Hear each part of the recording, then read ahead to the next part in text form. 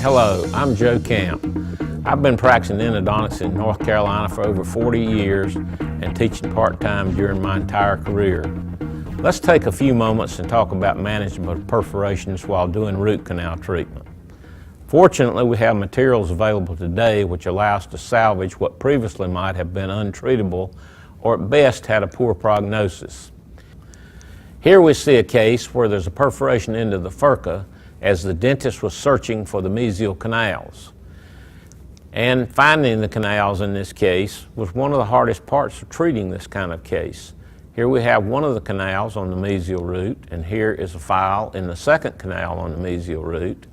And once the canals are cleaned out here and the canals are filled with gutta percha, we then come back and seal the perforation with ProRoot MTA.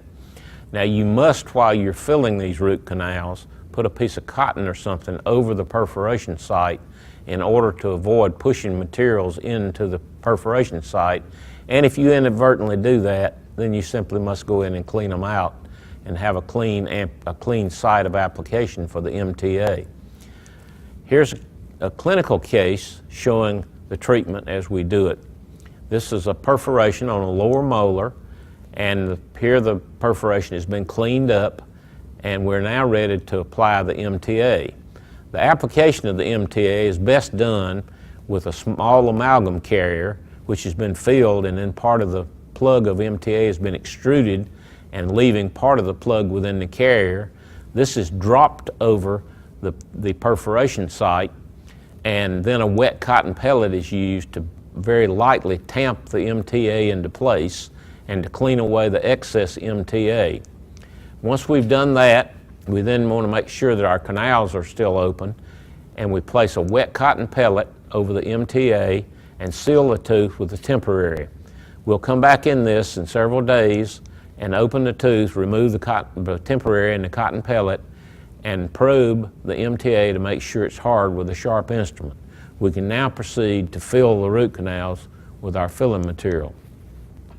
This case illustrates a perforation that we're going to seal with ProRoot MTA.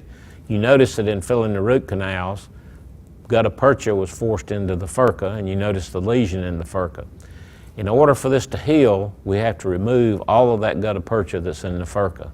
This necessitates sometimes that we actually make the perforation bigger and remove it. I do not like to lay a flap in these cases because I find the healing is not as good as when I do it internally. But we remove the gutta percha, applied the MTA, and the tooth is then temporarily restored and will later be crowned if this heals. Here we see the tooth 18 months after the treatment, and you can see the furcal lesion is gone and the tooth is healed. Thus we maintain the tooth, which in the past would have had a very poor prognosis. These cases show how you can seal perforations with ProRoot MTA and achieve long-term success. I'm Joe Camp for Chair Time.